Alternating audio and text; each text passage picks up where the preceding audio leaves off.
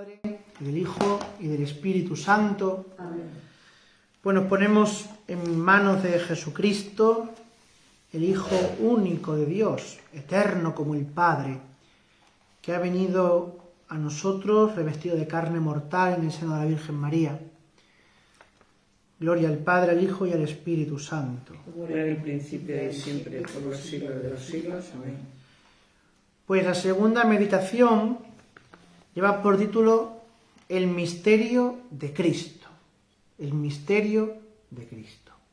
Esta mañana habíamos visto ese adviento de los siglos, ¿no? Esa larga espera de siglos y siglos en el que María había sido preparada, en el que Dios había creado el mundo se había desenfocado de su fin, que era la salvación, que era estar con Dios, que era vivir con Dios, y el pecado pues lo había destrozado todo, la acción del demonio. Y como Dios, desde ese mismo momento, en Génesis 3:15, anuncia la salvación. Y como todos los profetas, ¿verdad?, lo fueron perfilando ese Señor, ese Salvador, ese Mesías, que ya en la noche de Belén anunciaron los ángeles. Hoy, en la ciudad de David, os ha nacido el Salvador, el Mesías, el Señor. Ya vamos a entrar ahora en ese misterio. Nos situamos ahora dentro de la gruta de Belén, dentro de esa contemplación que nos ofrece ver a la Sagrada Familia, que nos ofrece ver a la Virgen, al niño, a San José, a los animales que estaban en aquel establo. Y vamos a cantarle un segundo villancico al niño Jesús. El segundo villancico también es muy popular, es un villancico de origen andaluz, se cree que es de la provincia de Málaga, y es un villancico que dice así: Dime, niño, de quién eres, todo vestido de blanco. Soy de la Virgen María y del Espíritu Santo. Resuenen con alegría los cánticos de mi tierra, y viva el niño de Dios que nació en la Nochebuena. Dime, niño, de quién eres, y si te llamas Jesús. Soy amor en el pesebre y sufrimiento en la cruz. Lo primero que este villancico nos anima es a interpelar directamente al niño. Dime, niño. Está escrito así. Dime, niño, ¿de quién eres? Eso es una pregunta directa que le hacemos. Por tanto, lo primero que se nos enseña es que para conocer a Jesucristo hay que preguntar quién es. ¿Quién eres tú, Señor? Dialogar con el Señor. El diálogo que es oración. Dialogar con Cristo, dialogar con el Señor no es otra cosa que hacer oración. Y por tanto, para el religioso, para el sacerdote, para el laico, es fundamental para la vida cristiana, para conocer a Jesucristo, la oración. Orar. Y orar sabiendo que no estamos ante la nada, ni que estamos ante una idea abstracta de Dios, no, sino que cuando oramos sabemos que tenemos enfrente a alguien. Dios no es algo, como dice la gente, algo tiene que haber, no. Dios es alguien, un alguien con mayúscula que me interpela y que me escucha. Por eso cuando hacemos oración, cuando comenzamos la oración, en algunos sitios se comienza con esa oración que dice: Señor mío, Dios mío, creo firmemente que estás aquí, que me ves, que me oyes, que me ves, que me oyes. Eso es un acto de fe, porque para orar hay que tener fe. No solamente hay que tener fe, sino que la misma oración es un acto de fe. Yo creo, yo tengo fe en que Dios me está oyendo y me está viendo. Y me está viendo recogido en el banco de la capilla, me está viendo tener fruición en la capilla y me está viendo aburrirme como una ostra en la capilla, en el oratorio. Entonces, lo primero es orar, entrar en diálogo con la divinidad, entrar en diálogo con Jesucristo, descargar en Él nuestros afanes. La oración sabemos que es el motor de nuestra vida cristiana. Y también, es que no se puede separar, de nuestra vida consagrada, ¿no? Como ahora mismo nos encontrábamos cuando vimos de paseo una señora que nos decía, claro, es que para eso estáis, ¿no? Una señora que decía, claro, ustedes como tienen una hora fija de oración y tal, y nosotros por los laicos, pues vamos buscando como podemos y tal, ¿no? Entonces la Nueva Victoria, pues enseguida les daba esa recomendación, ¿no? Bueno, es que para eso estáis, decía la mujer, para eso estáis. Pues ¿qué para eso estamos? Ya está. Y estamos los religiosos y los sacerdotes, estamos para orar, para llevar el mundo a Dios y llevar a Dios al mundo, para que Dios y el mundo se reconozcan, se toquen. Y eso solamente lo podemos hacer con la oración, teniendo una vida de oración, una vida fecunda de oración. No podemos pretender que las acciones apostólicas o las acciones pastorales salgan bien cuando previamente no han sido puestas ante el sagrario. Claro. No podemos pretender que la reunión con un chaval o con un padre o con quien sea salga todo bien si antes no se ha presentado ante el Santísimo Sacramento la vida de ese niño, de esa familia, o en las parroquias, ¿no?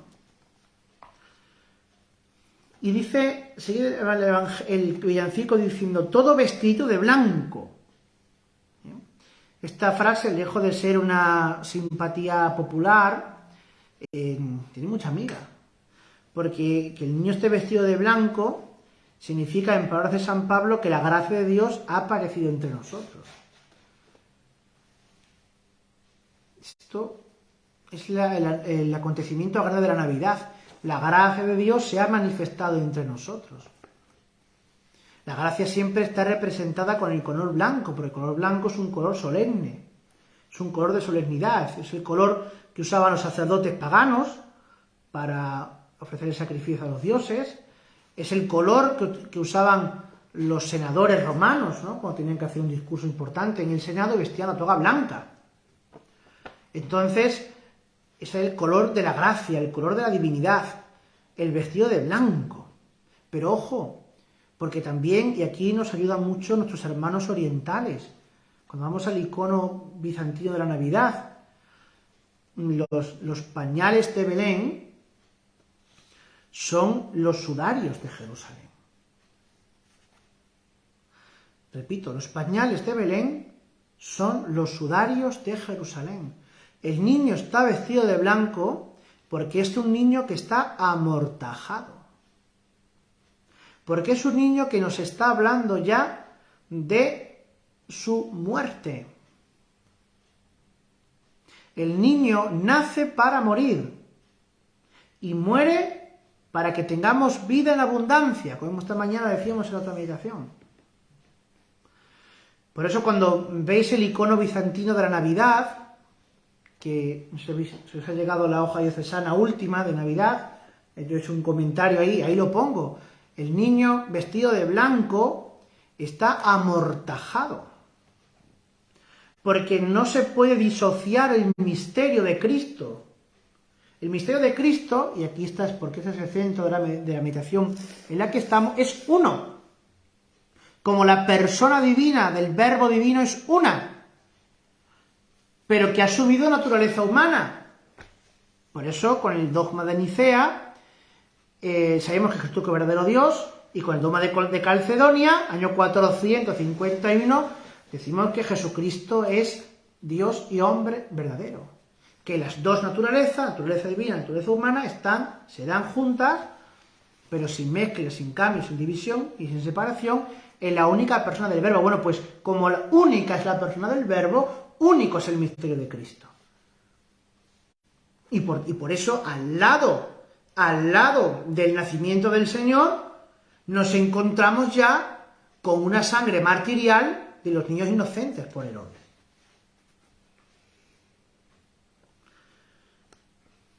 Y el niño Jesús, que es con quien estamos dialogando en este villancico, con quien estamos hablando, nos dice: soy de la Virgen María y del Espíritu Santo. Porque el niño Jesús nos habla precisamente del dogma que lo identifica en nuestra fe, que es el dogma de la encarnación, Es el dogma de la unión hipostática. ¿Cómo? Las dos naturalezas se unen en la única hipóstasis, de ahí viene una hipostática, hipóstasis, la única persona del verbo divino. Y ese es el principio de todo, y además es lo que más cuesta aceptar. A un pagano, lo que más le cuesta aceptar es que nosotros creamos en un Dios que se ha encarnado.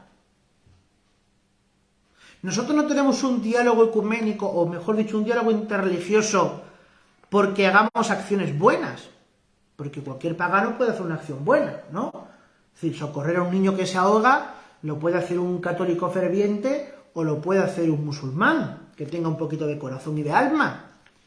Pero nosotros, lo que nos identifica de cara a los paganos es que tenemos un Dios que se ha encarnado, que se ha hecho hombre, que ha asumido nuestra naturaleza en el seno purísimo de la Virgen María.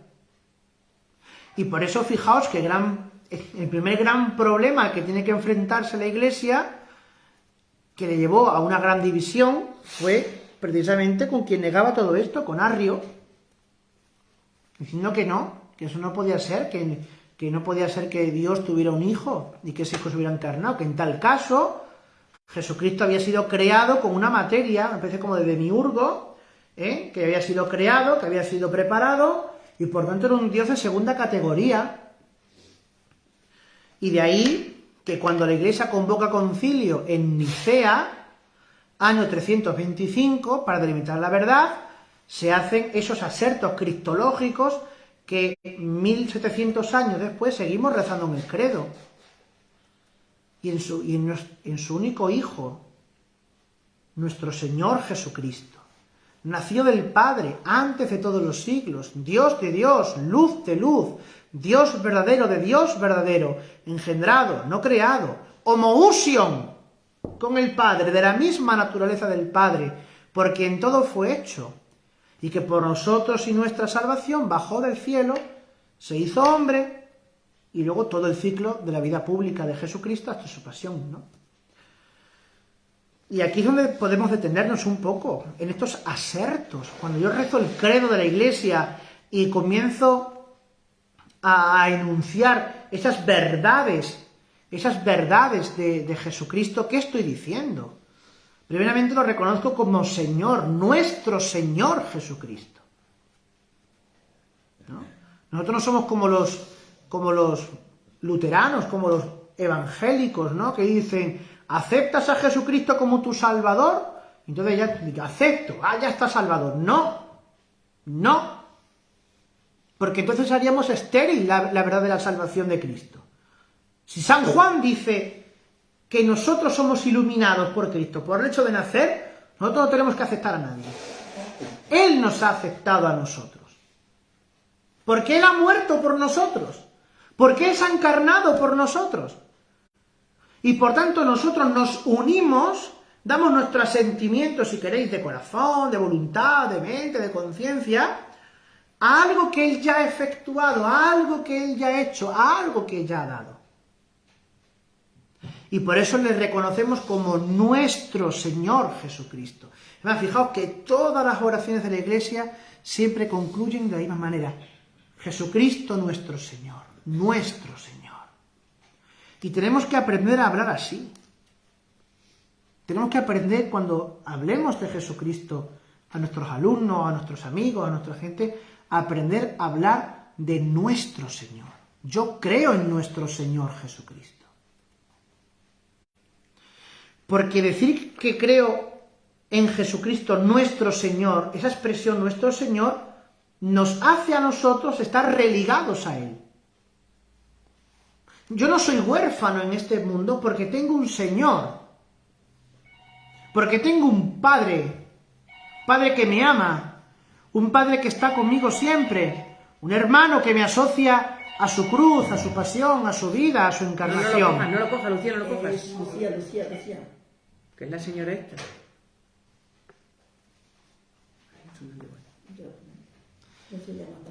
¿Vale? Nuestro Señor. El segundo aserto, nacido del Padre antes de todos los siglos. Es Sí, aquí estamos hablando de la procedencia, de la procesión de Dios Padre que engendra a su Hijo Jesucristo. Y por tanto, los asertos que vienen ahora son una redundancia, una confirmación de esa procesión, de ese nacimiento, ¿no? Es Dios de Dios. Un Dios que procede de otro Dios. Aunque suena feo. Un Dios que procede de la misma naturaleza del Dios Padre. Sin ser un Dios distinto. Sin ser un Dios distinto. Por eso, claro, decir Dios de Dios, luz de luz, Dios verdadero, en español es muy confuso. Porque en español la preposición de, sabemos que es complemento del nombre, ¿no? Complementa algo o una posesión de algo. Pero en latín, que es donde se ha tomado esto, cuando decimos deum de deo, lumen de lumine, deum verum de deo vero, ese de latino, significa coigualdad. Significa procedencia, no significa posesión, significa procedencia. Eso es importante saber nuestras oraciones en el lenguaje latino. O luz de luz, claro, porque Dios es la luz que ilumina el mundo. Y Jesucristo es esa luz. Cuando decimos luz de luz, los padres sabían de qué estaban hablando. ¿Cuál es físicamente la luz de la luz? Una luz de luz es el arco iris. El arco iris es luz de luz. Porque cuando la luz traspasa, se arman esos 7 colores. Porque el arco iris tiene 7 colores. No tiene 6 colores. Hay que enseñárselo a los niños. Porque si no, los niños cogen las cajas de juguetitos y las cosas que se venden hoy y les plantan arcoíris de 6 colores. Arcoíris de 6 colores no es un arcoíris, es otra cosa. Que luego cuando apague el móvil, si queréis os lo explico, digo para que no me denuncie nadie ni me lleve a la cárcel. Pero el arcoíris tiene 7 colores. ¿Y por qué Jesucristo se identifica con el arcoíris, con el luz de luz? Se identifica porque el arco iris es signo de alianza. El arco iris es el signo que Dios establece con Noé como alianza eterna para que no vuelva a destruir a la humanidad por sus pecados. Y por tanto, cuando decimos que Jesucristo es luz de luz, estamos diciendo que en Jesucristo se ha renovado, se ha efectuado de una manera, en la cruz, de una manera cruenta, con sangre, la alianza de paz que Dios estableció con el mundo en los tiempos de Noé. Eso significa luz de luz. O Dios verdadero, que vuelve a ser, repito, otra redundancia, para reafirmar la procedencia de Jesucristo respecto del Padre, ¿no? Engendrado, no creado. Jesucristo no fue creado por Dios. Jesucristo no es una materia. Jesucristo no es una pieza más de este engranaje que conforma el mundo. No. Jesucristo es engendrado. Nace en la eternidad del Padre. Y por tanto es Dios de Dios, luz de luz, Dios verdadero de Dios verdadero.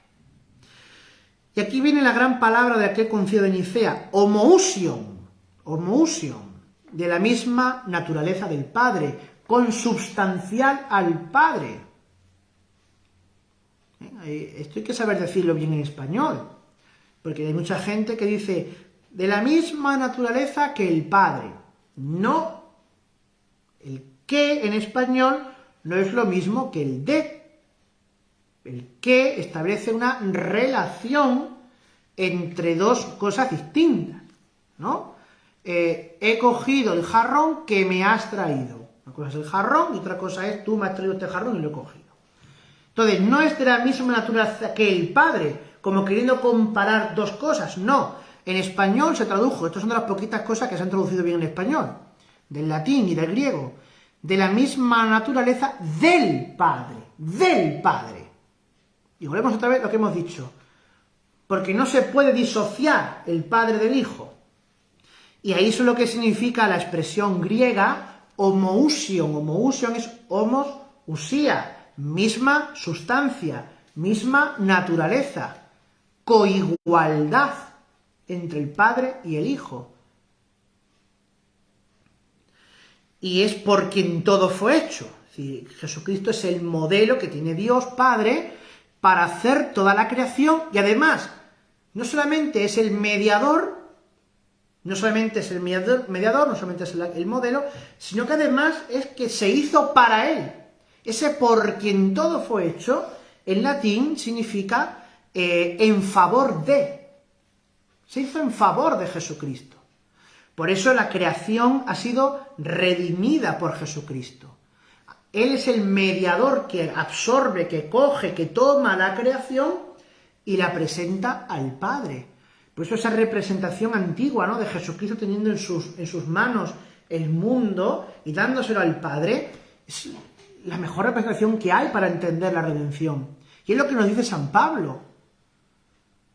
Es que Dios estaba en Jesucristo reconciliando el mundo. Coged los signos de San Pablo, de Efesios, de Colosenses, y leed siempre, sobre todo, las cláusulas finales, ¿no? Todo fue hecho por Él, todo ha sido redimido por su sangre, todo por Él, todo por Él. Y luego ese ciclo ya de la encarnación, por nosotros y por nuestra salvación, bajó del cielo, se encarnó de María la Virgen, murió, resucitó, descendió a los infiernos, y al tercer día resucitó, ascendió, y ha de venir a juzgar a los vivos y a los muertos. Bueno, pues ese Dios es el que se ha encarnado. Es el que se ha hecho hombre. Es el que ha venido a nosotros. Él es nuestro hermano. Jesucristo es nuestro hermano y se ha hecho hermano de todo hombre, de todos nosotros. Se ha hecho compañero de camino, se ha hecho peregrino con nosotros. Si no, no tendría sentido la encarnación. Si no, no tendría sentido que Jesucristo hubiera asumido una carne humana. O que hubiera ido a la cruz. No tendría sentido si no hubiera sido por eso. Y fijaos que me salto al estribillo, voy a la segunda estrofa. Dime, niño, de quién eres, ¿no? Seguimos en ese diálogo, en esa intimidad con Jesucristo, con el Señor, y si te llamas Jesús, y si te llamas Jesús. Y aquí viene el nombre santo de Jesús, el nombre que le tiene que poner San José, porque salvará al pueblo de sus pecados. Y voy a ceder la palabra a San Bernardino de Siena. San Bernardino de Siena, que tiene un texto, una homilía sobre el nombre de Jesús, porque sabéis que el nombre de Jesús se celebra litúrgicamente el 3 de enero. El martes 13 de enero lo celebraremos. Y entonces, en el oficio de lecturas, pues se nos ofrece ese sermón, ¿no? Dice San Bernardino de Siena: este es aquel santísimo nombre que fue tan deseado por los antiguos patriarcas, anhelado en tantas angustias, prolongado en tantas enfermedades, invocado en tantos suspiros, suplicado en tantas lágrimas, pero donado misericordiosamente en el tiempo de la gracia. Te suplico que ocultes el nombre del poder, que no se escuche el nombre de la venganza, que se mantenga el nombre de la justicia. Danos el nombre de la misericordia, suene el nombre de Jesús en mis oídos, porque entonces su voz es dulce y tu rostro hermoso. Así pues, el gran fundamento de la fe es el nombre de Jesús, que hace hijos de Dios. En efecto, la fe de la religión católica consiste en el conocimiento y la luz de Jesucristo, que es la luz del alma, la puerta de la vida, el fundamento de la salvación eterna. Si alguien carece de ella o la ha abandonado, camina sin luz por las tinieblas de la noche y avanza raudo por los peligros con los ojos cerrados, y por mucho que brille la excelencia de la razón, sigue a un guía ciego mientras siga su propio intelecto para comprender los misterios celestes o intentar construir una casa olvidándose de los cimientos, o quiera entrar por el tejado dejando de lado la puerta. Por tanto, Jesús es ese fundamento, luz y puerta, que habiendo de mostrar el camino a los que andaban perdidos, se manifestó a todos como la luz de la fe, por la que el Dios desconocido puede ser deseado y suplicado, puede ser creído y creído puede ser encontrado. Este fundamento sustenta la Iglesia, que se edifica en el nombre de Jesús. El nombre de Jesús es esplendor de los predicadores, porque con un luminoso esplendor hace anunciar y oír su palabra. Y sigo un poquito más adelante. Oh nombre glorioso, nombre grato, nombre amoroso y virtuoso, por tu medio son perdonados los delitos, por tu medio son vencidos los enemigos, por tu medio son librados los débiles, por tu medio son confortados y alegrados los que sufren en las adversidades. Tú, honor de los creyentes, tú, doctor de los predicadores, tú, fortalecedor de los que obran, tú, sustentador de los vacilantes. Con tu ardiente fervor y calor se inflaman los deseos, se alcanzan las ayudas suplicadas, se embriagan las almas al contemplarte, y por tu medio son glorificados todos los que han alcanzado el triunfo en la gloria celeste. Dulcísimo Jesús, haznos reinar juntamente con ellos por medio de tu santísimo nombre. Son palabras que iluminan mucho el nombre de Jesús, ¿no? Y también una cita de estas últimas de nuestro querido Papa Benedicto XVI, fallecido hoy. Él decía que teníamos que ser perseverantes y fieles, ¿no? Dice, porque a ustedes les ha tocado vivir en estos tiempos para que siga por su fe resonando el nombre de Jesús en el mundo. Nosotros estamos aquí para que el nombre de Jesús no enmudezca, para que siga hablándose de Jesús, para que siga siendo anunciada la salvación. Aunque no nos escuchen, aunque nos ignoren, nos desprecien por nuestra fe, estamos aquí para eso. Dice el villancico, soy amor en el pesebre y sufrimiento en la cruz.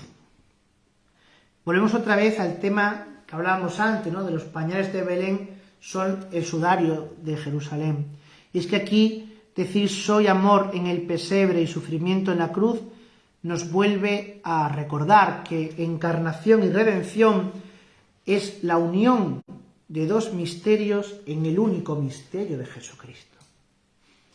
Porque si los pañales de Belén eran los sudarios de Jerusalén, las tablas del pesebre son las tablas de la cruz. Las tablas del pesebre son las tablas de la cruz. Y es que la vida de Jesús y la vida del consagrado se mueve entre Belén y el Calvario, entre el pesebre y la cruz. Porque en esos dos lugares es donde Jesús se mostró más débil, más a merced de los hombres que no lo reconocieron. Y ahí es donde se ve toda la pobreza de Dios. Que el creador del mundo entero, del universo entero, no tuvo un lugar para nacer. Tuvieron que prestar casi que de ocupa un establo de animales, una inmundicia. Y es que el creador del universo entero y el redentor de la naturaleza humana y de la naturaleza del mundo entero no tuvo ni siquiera un lugar donde caer muerto. Le tuvieron que prestar hasta la tumba. Le tuvieron que prestar una gruta oscura para enterrarlo. Y por eso, cuando uno contempla el icono bizantino de la Navidad, entiende por qué el niño Jesús está amortajado y dentro de una gruta. Dentro de una gruta oscura que solamente es iluminada con un rayo de luz que baja desde el cielo hasta la cueva. Y por eso, cuando Romano el Meloda escribe aquel Kontakion, aquella antífona de la Navidad bizantina, dice: hoy la Virgen dio a luz al mundo, la gruta abrió sus fauces para acoger la luz del mundo, la luz de la vida.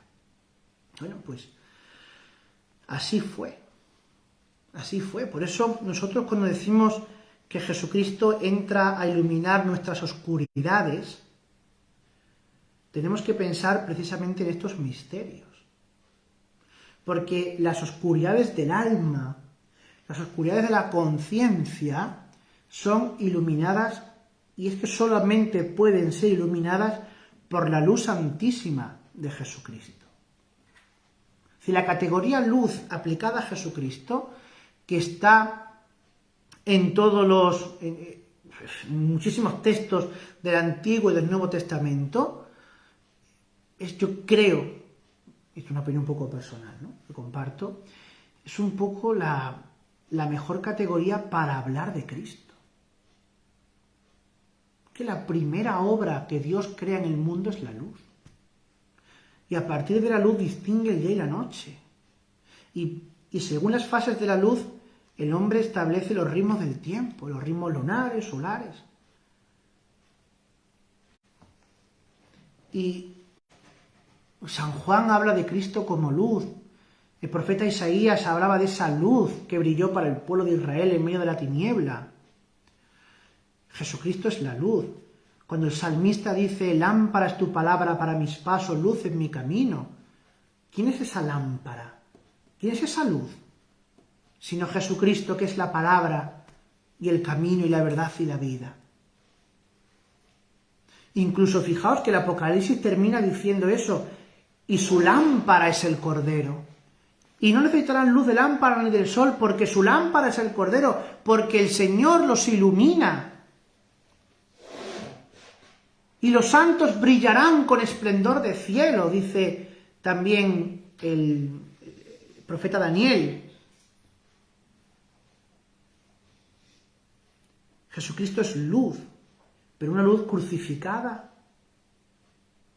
y una luz encarnada en un niño.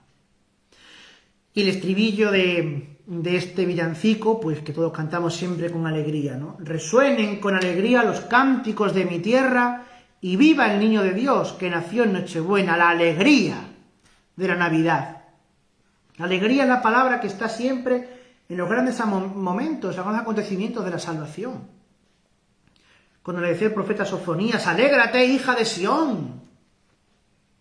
O Isaías: alégrate, Jerusalén. Cuando le dijo el ángel a María: Jaire María, alégrate María. O le dijo los ángeles a los pastores de Belén, ¿no? Alegraos, porque os traigo una buena noticia, os traigo un evangelio. E incluso, ¿cuál fue el saludo de los ángeles a las mujeres en la mañana de Pascua? Alegraos, alegraos. Y Jesucristo se lo dijo también: alegraos. Sí, esa es la constante del cristiano, la alegría, la alegría. Y la alegría porque la tierra entera se llena del cántico nuevo. Resuenan los cánticos de mi tierra, no se refiere a los cánticos populares. No, los cánticos son el cántico nuevo que ha descendido del cielo a la tierra. Y esto no lo digo yo, esto lo dice el Santo Papa Pablo VI. Pablo VI, en la Constitución Apostólica Laudis Canticum, que fue con la que promulgó la liturgia de las horas, después del Concilio Vaticano II, dice en el número 1, fijaos, el cántico de alabanza que resuena eternamente en las moradas celestiales y que Jesucristo, sumo sacerdote, introdujo en este destierro, ha sido continuado fiel y constantemente por la Iglesia con una maravillosa variedad de formas. Es el párrafo primero de la Laudis Canticum. El cántico que resonaba en las moradas eternas ahora ha sido introducido en la tierra. Y por eso el hombre puede entonar el cántico nuevo a Dios. Hasta tal punto, fijaos, es así que en esta semana de Navidad, en esta octava de Navidad, Estamos leyendo precisamente los salmos de la colección sálmica del Cántico Nuevo, que son los salmos 95, 96, 97, 98. Ese grupito de salmos se le llama salmos del Cántico Nuevo. Y esos son los que estamos leyendo en estos días. Con una antífona, ¿no? La gloria del Señor llena la tierra, o alégrese la tierra, o las antífonas van variando, ¿no? Pero esos son estos salmos, para entender que con la encarnación de Cristo se ha inaugurado un cántico nuevo para todos nosotros. Y que eso tiene que llenar nuestra vida de salud, de regocijo, de alegría, disipar los temores, disipar las tinieblas, ¿no? Quitarnos un poco todo eso que nos estorba, que es a veces como una losa, que no nos deja avanzar en nuestra vida consagrada, en nuestra vida laical, en nuestra vida sacerdotal. Amar lo que somos, lo que el Señor ha querido darnos, y que llevamos nuestras vasijas de barro, amar nuestro sacerdocio, amar nuestra consagración, amar nuestro matrimonio, nuestra vida seglar, amar todo eso. Y desde esa vivencia entonar el cántico nuevo, que no es un cántico melodioso de armonías, no, es un cántico existencial, es un cántico vital, es un cántico que brota de la perseverancia, de la fidelidad, de la disciplina, de la lucha, del seguimiento, del no mirar hacia atrás, de seguir hacia adelante, aunque no veamos nada claro, pero seguir. Esa es la ofrenda, ese es el cántico nuevo. Pues pidamos a Jesucristo, ese niño encarnado, y a ese adulto ya crucificado y resucitado, que nos haga meditar el dogma, que nos haga meditar su misterio, y que meditando ese misterio tengamos siempre vida en nosotros. Gloria al Padre, al Hijo y al Espíritu Santo. Como era en el principio, ahora y siempre, por los siglos de los siglos. Amén. Pues ahora ya...